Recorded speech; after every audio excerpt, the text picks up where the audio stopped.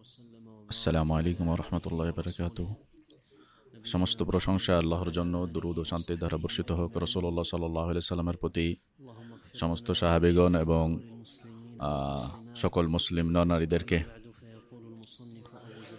এরপর গ্রন্থকার ইমাম নববী রাহিমাহুল্লাহ বলেন, আগার আল মুজানি রাদিয়াল্লাহু তাআলা আনহু থেকে বর্ণিত, রাসূলুল্লাহ সাল্লাল্লাহু আলাইহি ওয়াসাল্লাম বলেছেন, আমার কলবে কখনো কখনো আবরণ পড়ে যায় আর আমি প্রতিদিন 100 বার ইস্তেগফার পাঠ করে থাকি। এই হাদিসের ব্যাখ্যায় শেখ প্রথমে ভূমিকা টেনেছেন। প্রথমে আল্লাহর প্রশংসা করেছেন এবং রাসূলুল্লাহ সাল্লাল্লাহু আলাইহি ওয়াসাল্লামের উপর দরুদ পড়েছেন। আল্লাহুম্মা সাল্লি আলাইহি ওয়া সাল্লিম ওয়া বারিক আলা নাবিয়িনা মুহাম্মদ ওয়া আলিহি ওয়া আসহাবিহি আজমাইন। হে আল্লাহ, আমাদেরকে তা শিক্ষা দিন যা আমাদের উপকারে আসবে এবং আমাদেরকে আরও এলেম বাড়িয়ে দিন এবং আমাদের সকল অবস্থার সংশোধন করে দিন এবং আমাদেরকে এক মুহূর্তের জন্য আমাদের প্রতি ন্যস্ত করবেন না। অতঃপর লেখক রহিমাহুল্লাহ এই অধ্যায়ে পূর্বে অনেকগুলো আয়াত উল্লেখ করেছেন যেখানে মহান আল্লাহ তাআলা তার নবী মুহাম্মদ সাল্লাল্লাহু আলাইহি ওয়াসাল্লামকে আল্লাহর নিকট ক্ষমা প্রার্থনা করতে নির্দেশ দিয়েছেন। এ বিষয়ে অসংখ্য আয়াতও রয়েছে, যার কিছু সংখ্যক লেখক উল্লেখ করেছেন। এই হাদিসগুলো আগার আল মুজানি রাদিয়াল্লাহু থেকে আবু হুরায়রা রাদিয়াল্লাহু আনহুর এই হাদিসগুলো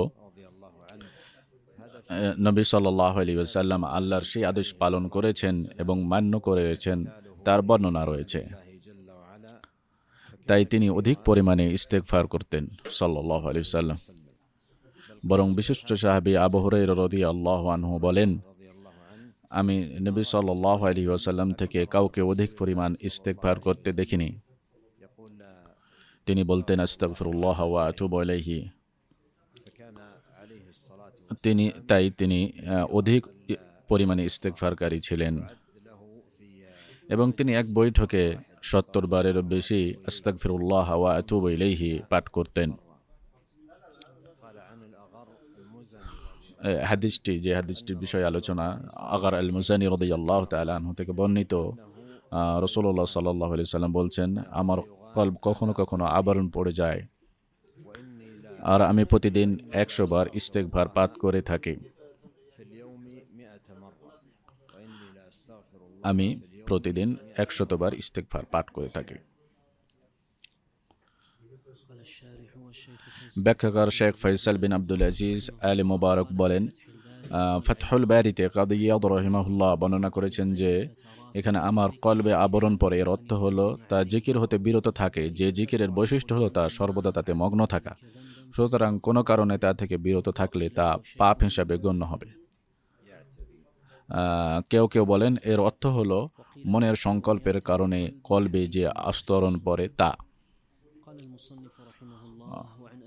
গ্রন্থকার ইমাম নবী রাহিমাহুল্লাহ বলেন, আবু হুরায়রা রাদিয়াল্লাহু বর্ণনা করেন, আমি রাসূলুল্লাহ সাল্লাল্লাহু আলাইহি সাল্লামকে বলতে শুনেছি, আল্লাহর কসম আমি প্রত্যহ আল্লাহর কাছে 70 বারেরও বেশি ইস্তেগফার ও তওবা করে থাকি।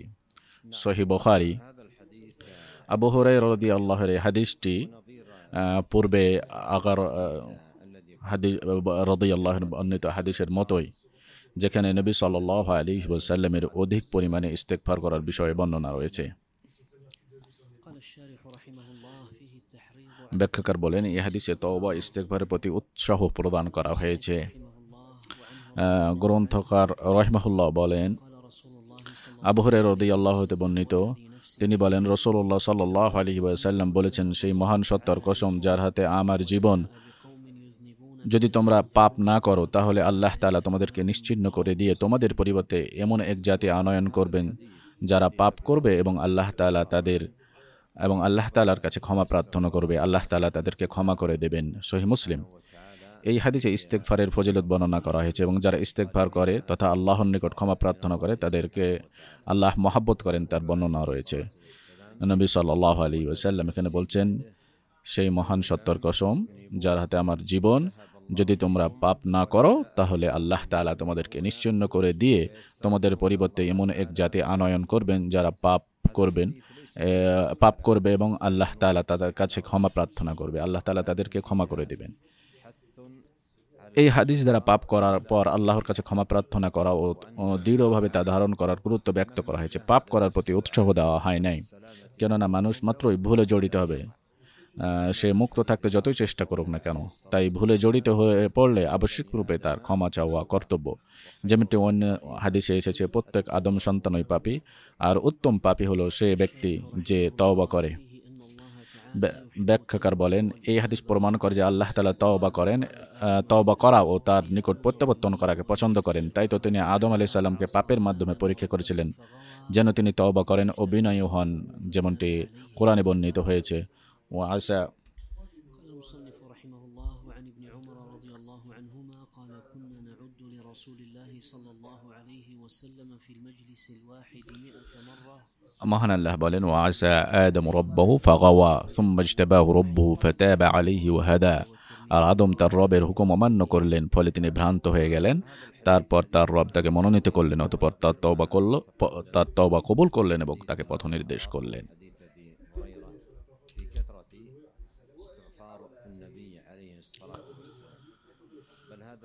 গ্রন্থকার ইমাম নববী রাহিমাহুল্লাহ বলেন, ইবনে ওমর রাদিয়াল্লাহু তাআলা বর্ণিত, তিনি বলেন, আমরা রাসূলুল্লাহ সাল্লাল্লাহু আলাইহি সাল্লামের এক বৈঠকে নিম্নোক্ত দোয়াতে 100 বার পাঠ করতে গণনা করেছি।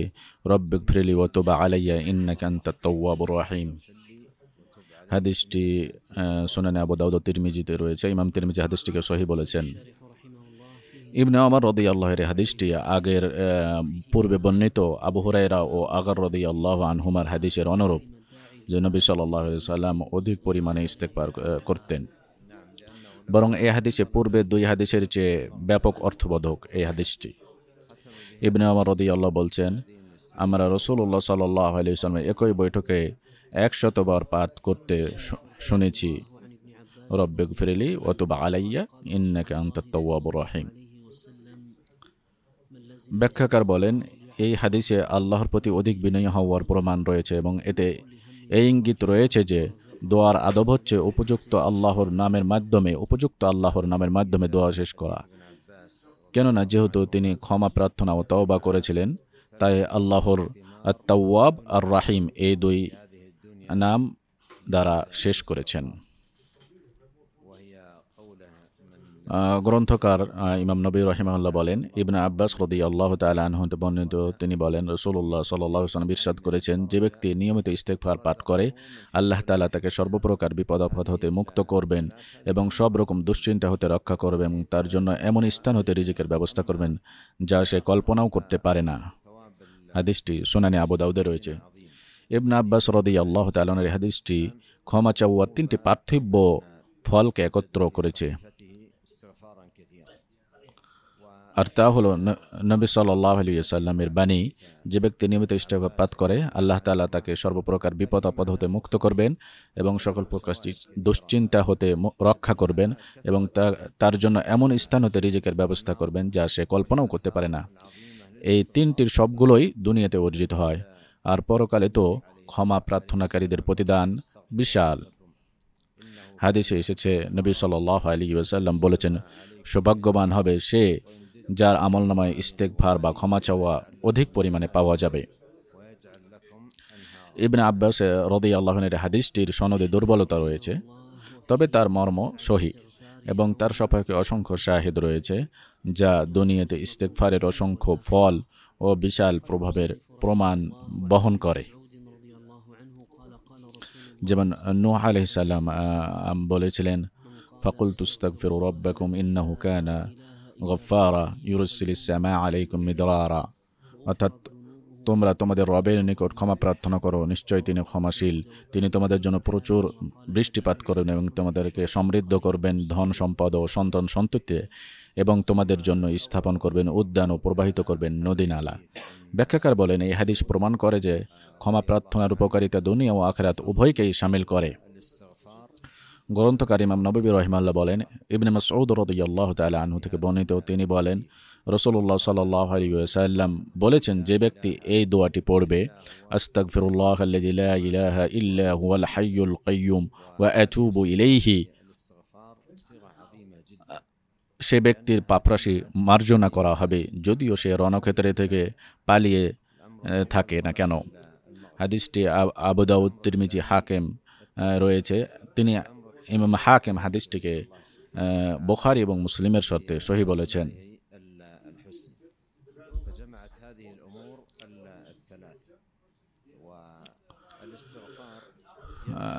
এই হাদিসের ব্যাখ্যায় শাইখ বলেন, অতঃপর গ্রন্থকার এই হাদিসটি ইবনে মাসউদের এই হাদিসটির সূত্রে উদ্ধৃত করেছেন ক্ষমা চাওয়ার ফজিলত সম্পর্কে।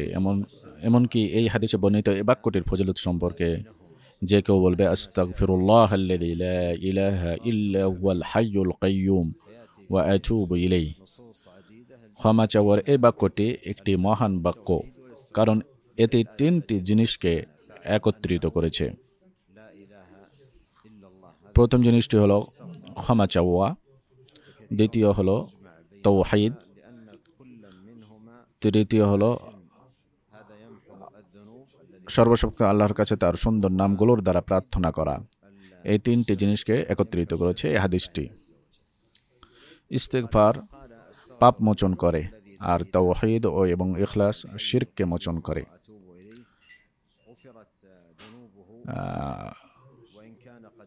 ক্ষমা প্রার্থনা পাপ মোচন করে এবং তাওহীদ ও ইখলাস শিরককে মোচন করে। তাই উভয়ের মাঝে সমন্বয় করা হয়েছে। যেমনটি সাইয়্যিদুল ইস্তিগফারের বর্ণনায় আসবে, সেখানেও এই দুটি বিষয়কে একত্রিত করা হয়েছে।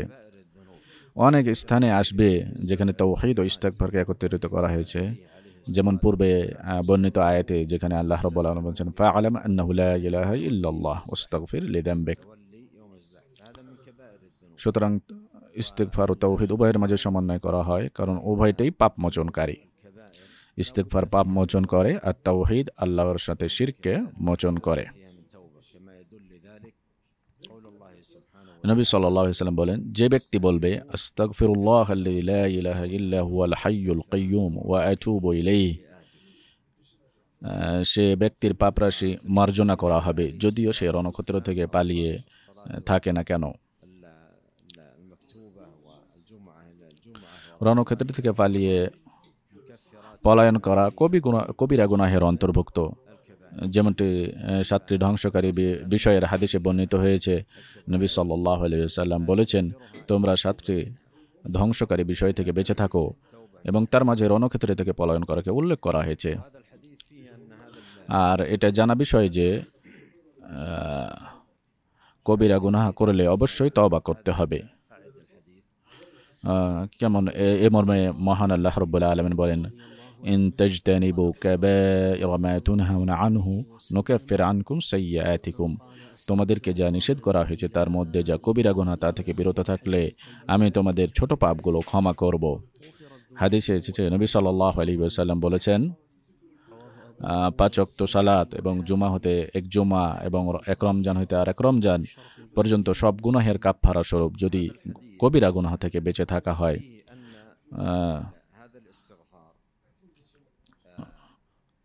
সুতরাং কবিরা গুনাহের ক্ষেত্রে মূল নীতি হলো তওবা ছাড়া তা ক্ষমা হয় না। আর এই হাদিসে যেখানে বলা হচ্ছে ক্ষমা প্রার্থনা করলে তার পাপ ক্ষমা করে দেওয়া হবে যদিও সে যুদ্ধক্ষেত্রে থেকে পলায়ন করে থাকে না কেন। অর্থাৎ এই হাদিসে কবিরা গুনাহের ক্ষেত্রে মূলনীতি যে ছিল তওবা ছাড়া তা ক্ষমা হয় না, কিন্তু এই হাদিসে সেখানে বলা হচ্ছে ক্ষমা প্রার্থনা করলে তার পাপ ক্ষমা করে দেওয়া হবে, সে যদি যুদ্ধক্ষেত্র থেকে পলায়ন করে থাকে না কেন।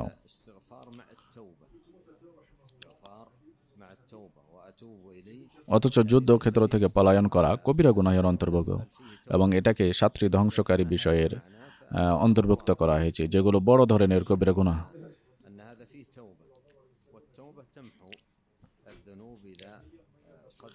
এই হাদিসের ব্যাখ্যায় কোন বিদ্বানগণ বলেন, হাদিসে বর্ণিত আস্তাগফিরুল্লাহ আল্লাযী লা ইলাহা ইল্লা হুয়াল হাইয়ুল কাইয়্যুম ওয়া আতুবু ইলাইহি, এই দোয়ায় ইস্তেগফারের সাথে তওবাও অন্তর্ভুক্ত রয়েছে।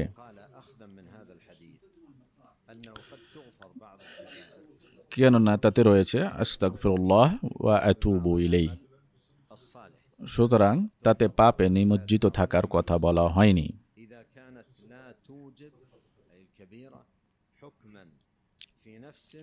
বরং তওবার কথা বলা হয়েছে। তাই এ অর্থে এখানে কোনো সমস্যা নেই, কেননা তওবা পাপসমূহকে মিটিয়ে দেয় যখন সঠিকভাবে তওবা করা হয়। অতএব হাদিসের অর্থ হলো পাপে নিমজ্জিত না থেকে ক্ষমা প্রার্থনা করা, তার উপর অবিচল থাকা নয়। আর এই কারণে এখানে রয়েছে ওয়াতুবু ইলাইহি বাক্য অংশ থেকে এটাই বোঝা যায়। আর কোনো আলেম এই হাদিসের উপর ভিত্তি করে বলেন কিছু কিছু সৎ আমল কিছু কিছু কবিরা গুনাহকে মাফ করে দেয়, যদি সেই কবিরা গুনাহ থেকে কোনো আত্মা বা সম্পদের হুকুমের সাথে সংশ্লিষ্ট না হয়।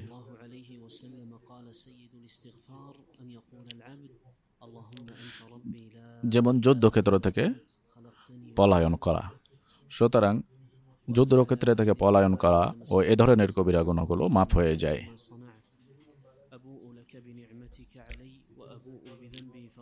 তবে প্রথম অর্থটি অর্থাৎ পাপে নিমজ্জিত না থেকে ক্ষমা প্রার্থনা করা, এই অর্থটি অধিক যুক্তিযুক্ত।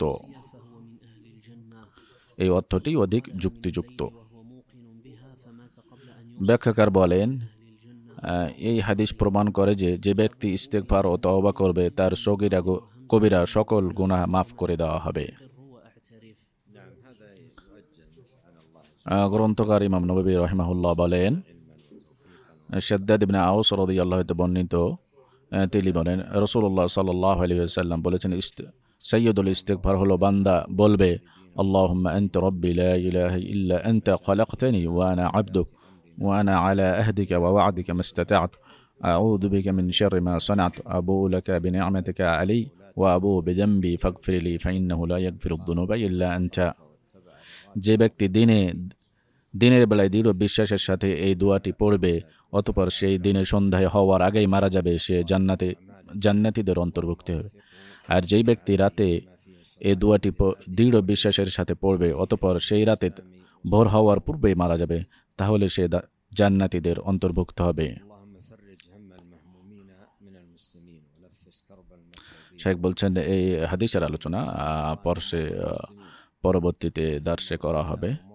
আমরা আল্লাহ রাব্বুল আলামিন এর কাছে দোয়া করি, আল্লাহ রাব্বুল আলামিন আমাদের এই আমলগুলো কবুল করুন এবং সকল মুসলিম নারীদেরকে ক্ষমা করুন এবং আমাদেরকে সকল ধরনের ত্রুটি থেকে মুক্ত করুন। হে আল্লাহ, আমাদেরকে আপনার সন্তুষ্টিজনক কাজের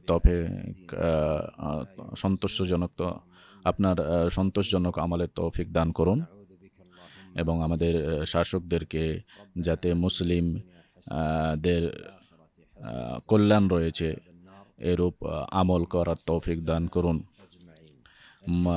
মুসলিমদের মধ্যে যারা অসুস্থ রয়েছে তাদেরকে আল্লাহ রাব্বুল আলামিন সুস্থ করুন এবং যারা মৃত্যুবরণ করেছে তাদেরকে ক্ষমা করুন এবং আমাদেরকে সকল ধরনের ভ্রষ্টতা এবং অন্যায় থেকে আমাদেরকে রাখুন এবং দুর্বল মুসলিমদেরকে আপনি রক্ষা করুন। হে রহমান।